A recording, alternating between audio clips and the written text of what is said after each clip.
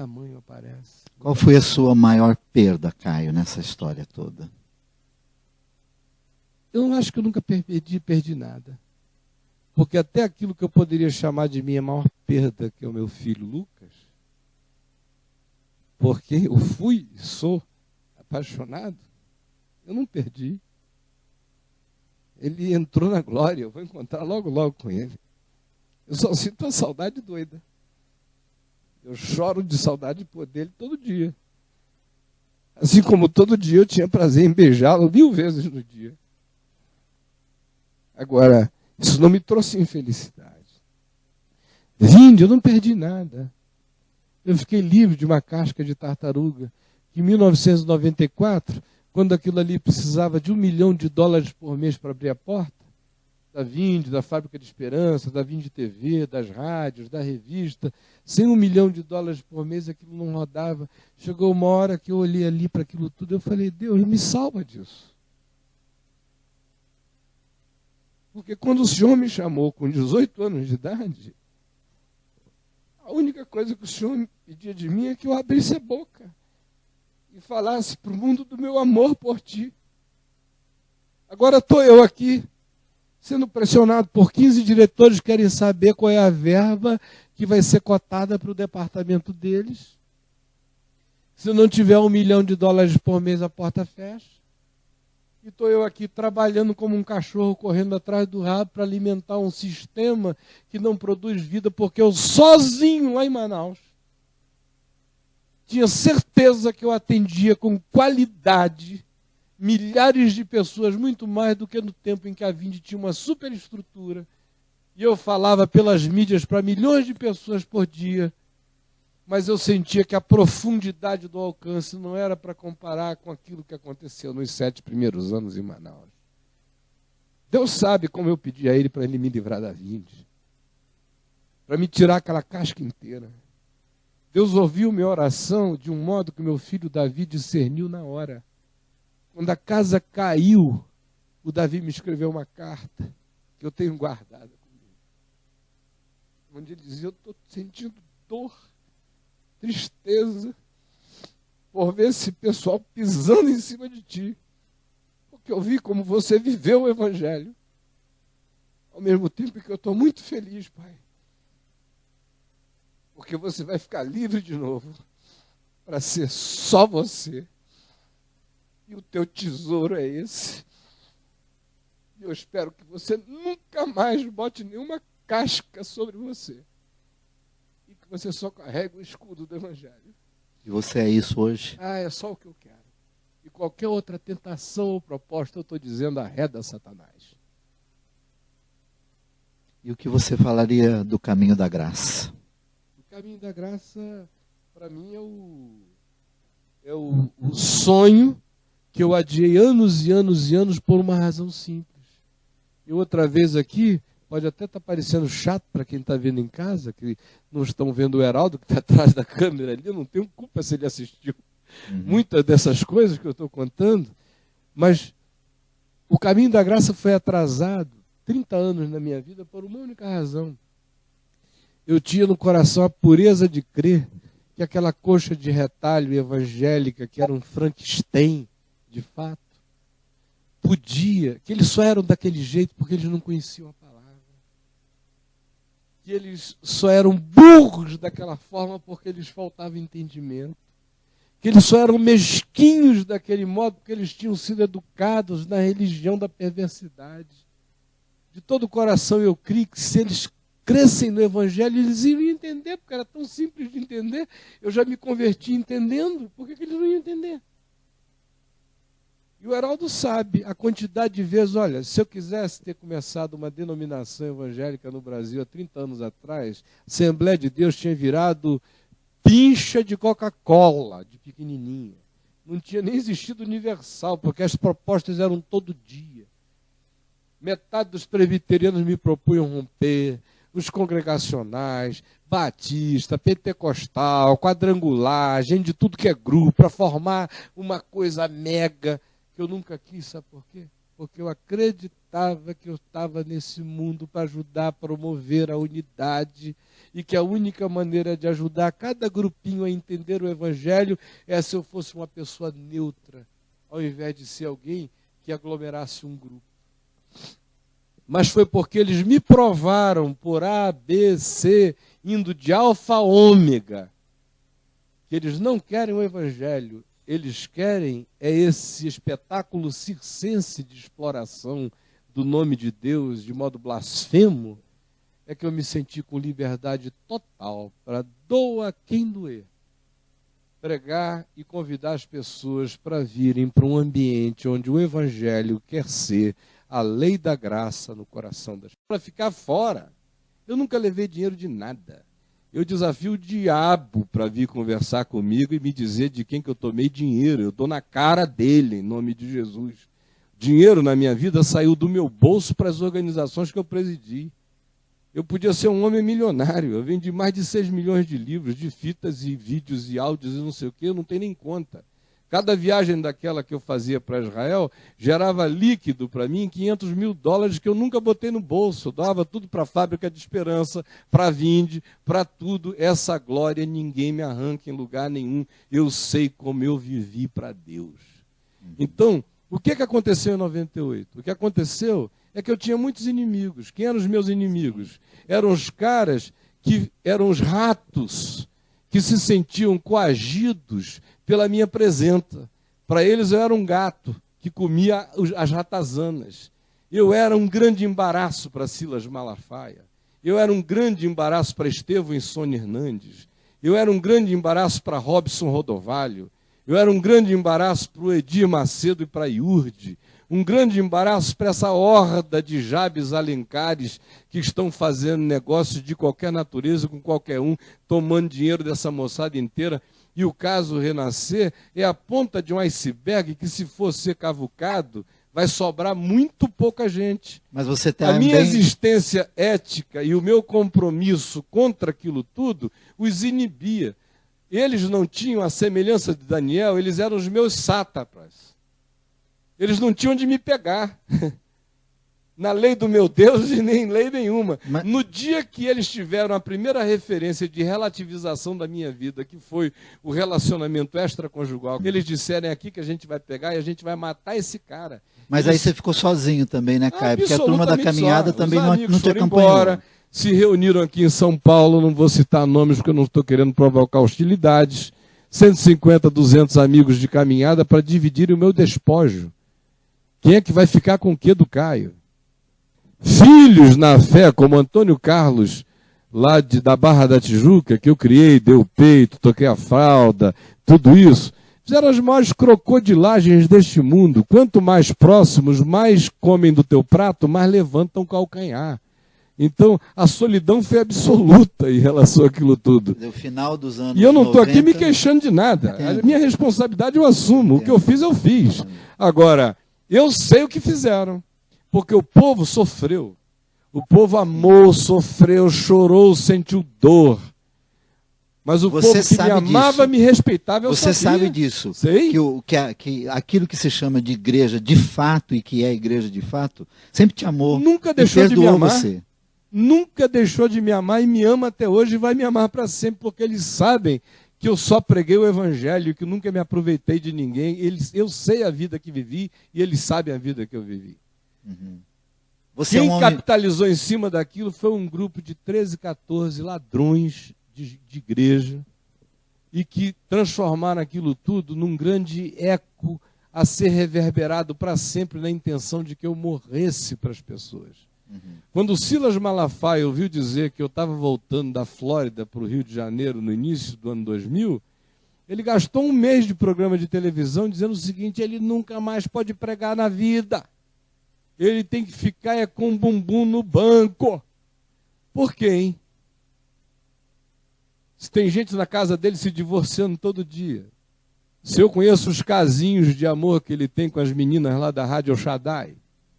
Se eu sei que a mulher dele vai para Boston de tempo em tempo, fica lá internada para se curar das depressões, da maldade de existir com ele e da perversidade. que por que esse cara queria que eu nunca mais falasse na vida, a não ser porque o pavor era que se eu voltasse a falar outra vez, o espaço que agora eles achavam que tinham conquistado para todas as canalices que passaram a praticar, iria ser outra vez reduzido. Eles enganem quem eles quiserem, mas a mim não. E a prova disso é que eu já chamei o Silas na minha sala, já disse a ele tudo isso. O Silas, o Heraldo lembra, o pessoal da Vinde lembra do tempo em que eu ia fazer declarações sobre a EVB em relação à IURD, e ele chegava lá com Jabes Alencar, para me implorar para eu não fazer declaração, me contava 20 coisas a mais e piores, e dizia o seguinte: mas não faz não, porque eu ganho $40 mil por mês da IURD, e se você falar, eu vou ter que ir para o 25ª hora amanhã falar mal de você, eu não quero, porque eu sei que você está falando a verdade. Se podemos dizer assim. Eu tinha desistido da Igreja Evangélica Brasileira em 1994. Uhum. Em 94, para mim, ficou claro que a Igreja Evangélica era incurável. E ficou claro que ela não queria verdade. Ficou claro que ela não gostava do Evangelho. Ficou claro que ela era pagã. Ficou claro quando? Quando a EVB, que foi criada de fato em maio de 91, recebeu a visita do Laprovita Vieira, do Didini, daquele pessoal todo do Macedo querendo entrar para a EVB. Eu tive conversas longas com o Macedo explicando por quê, que enquanto ele praticasse aquilo, ele não podia entrar numa organização que desejava resgatar o verdadeiro espírito e significado do que fosse evangélico como sendo aquilo que carregava a qualidade do evangelho. Uhum. E não aquele monstro, aquela hidra de 1000 cabeças loucas, que era o que havia. Daquele período em diante, a agressividade da Universal se manifestava de modo estonteante. Eles invadiam terreiros de macumba, saíam no pau mesmo, no braço, eram brigas braçais com o pessoal, enfrentamentos e guerras santas, jihadis, da Universal contra os grupos afro-ameríndios, contra todo mundo, violação de direitos constitucionais. Aquilo tudo começou com lavagem de dinheiro de Cali, do cartel de Cali, de dinheiro da Colômbia. Estou falando aqui, pode mandar a fita para o Macedo e eu quero ver ele me chamar para dizer que não é verdade, ou me chamar para qualquer tribunal, porque eu levo 10 pessoas que trabalharam ali junto com ele, que viajavam lá para Cali para trazer dinheiro de traficante para começar a Universal. Então, eu sabendo daquele negócio todo, para mim era intolerável, insuportável. Quando eles começaram aquela coisa toda, e o Macedo foi preso, e disse que a prisão dele era perseguição religiosa, e conseguiu mobilizar os vampiros da Assembleia de Deus, como Manuel Ferreira, como Silas Malafaia, e outros indivíduos mais, a troco de dinheiro ou de promessa de aparecerem na Record. E o mundo chamado evangélico foi se dividindo, e a mídia cada vez mais atacando o bloco evangélico como um todo, e aqueles que não tinham nada a ver com aquilo se sentindo extremamente injustiçados por estarem naquele pacote. Eu que antes falava sozinho em meu próprio nome o que eu pensava, agora como presidente da EVB, eu falava em nome daquela organização. E a cobrança era muito grande. Com toda honestidade. Uhum. Por exemplo, aqui em São Paulo, eu era cobrado pelos nossos amigos, chamados amigos de caminhada, que diziam que eu estava sendo muito ameno, que eu não batia de frente, e era só eu que batia. Ninguém abria a boca. Mas eles achavam que não era suficiente. Na hora que o clima de insuportabilidade se estabeleceu, e que eu disse, gente, ou agora nós definimos quem é quem, ou não se vai mais saber quem se é, eu fiquei com uma mão na frente e outra atrás. Os amigos de caminhada sumiram todos. Paul Freston escreveu artigos criticando a minha posição, chamando-a de personalista em favor do valor institucional da IURD. Queria dizer isso na cara daquele barbudo, não é? Que não tem coragem de me olhar nos olhos. Então, esse pessoal, que era o chamado pessoal da caminhada, que queriam uma igreja evangélica ética, são todos uns grandes frouxos. Porque na hora H eu fiquei só com uma mão na frente e outra atrás, brigando uma briga quixotesca. Mas, Caio, quando você se separa Quando você se Já separa... foi depois. Então, mas isso 98. tudo não tira essa veemência e essa sua defesa ética, porque aí você estava comprometido. Quando eu me separei, eu já disse aqui, eu já tinha dito que não era mais evangélico. Eu estava declarando isso desde 94. Quando eu entreguei a presença da EVB, eu entreguei dizendo que eu não tinha nenhuma convicção que me atrelasse mais aquilo. Os congressos da Vinde eu estava parando. Eu não conseguia mais crer que aquele mundo evangélico fosse permeável à mensagem do evangelho, porque eu tinha visto que os que se diziam éticos estavam vendidos à sua própria vaidade e à sua vontade de aparecer. Os que eram das gangues e das quadrilhas compráveis estavam vendidos do lado de lá. E o povo, perdido no meio daquilo tudo, sem saber fazer diferença. Via um indivíduo e dizia assim: eu amo ouvir o senhor pregar. Ao mesmo tempo em que ele dizia que adorava ouvir a Valnice pregar. Ora, quem me ouvia pregar e dizia que ouvia e gostava de ouvir a Valnice pregar, não tinha entendido nem a Valnice nem a mim, porque nós dois não estamos dizendo a mesma coisa. Nunca estivemos. E como Edir Macedo, aí já é outra Silas. história, porque... Não, Silas era um carrapato vendido para a Universal por $40 mil por mês para ficar disponível para falar mal de mim. Isso eu já disse à frente dele, ele me disse para mim, eu digo para a mãe dele, para o pai dele, para a casa dele, ele sabe disso. Ele ficou 4 anos ganhando $40 mil por mês da Universal para ficar disponível para falar mal de mim. Porque a estratégia do Macedo era não falar diretamente para não se queimar ainda mais. Então ele alugou o Silas para ser a voz dele falando mal de mim naquela situação. Mas por que isso aconteceu? Isso aconteceu porque antes de existir aquilo tudo, já existia o movimento do ministério.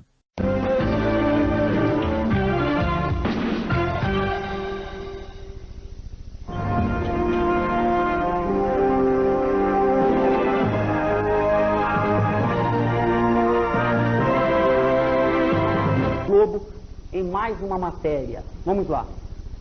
Pastor Honorilton Gonçalves, o apresentador do programa 25ª Hora da TV Record, surge deslumbrado num templo da Igreja Universal em Nova York durante a divisão dos dólares doados pelos fiéis.